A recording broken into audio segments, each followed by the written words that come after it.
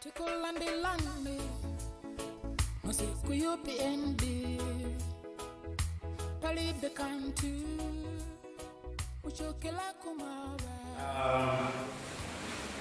I'm one of those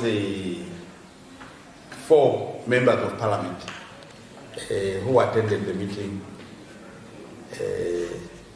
over the weekend, and I can confidently say that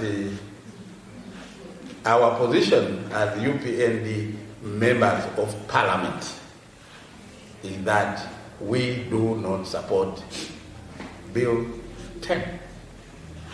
And we made it clear, categorically clear to our parents why we don't support Bill 10 and why they should support us not to support Bill 10. Because we are the people who are going to vote. So we made that clear. And for the Zambian people, what they must pay attention to is the degree of desperation by the PF. Because when you make a law, you don't have to persuade people.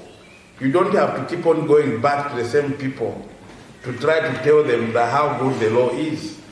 Because they know a bad law when they see it. They know a good law when they see it. If a representative in the shape of Honorable Nakachinda went to see the BRI 2 weeks ago or so, why would you then have another set of senior government officials to go and see the BRI on the same matter? What are you implying?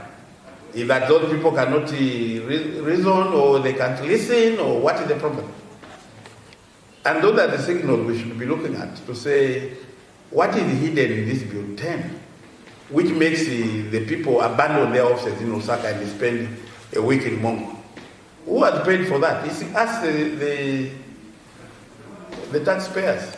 We don't pay those senior government officials to go and stay in Mongo and just to try to persuade people to persuade their children to vote for Bill 10. And that brings me back to the same issue. You see, you walk out of parliament to expose people who have different thoughts. If we had not walked out of parliament, there would be so many stories. Some of them true, some of them fake, in relation to who supports and who does not support the bill. Now that we walked out of parliament, it's very clear in terms of who supports and who doesn't support. So even in this particular matter, the people who went over the weekend, the people who support are known, and we who don't support, we are equally known. So it's not a matter of conjecture, and people should stop fishing and putting up fake stories, because there was a fake story which I saw, which he tried to ascribe things which were not there, things which were not discussed. That's unfortunate. And this is the more reason why people should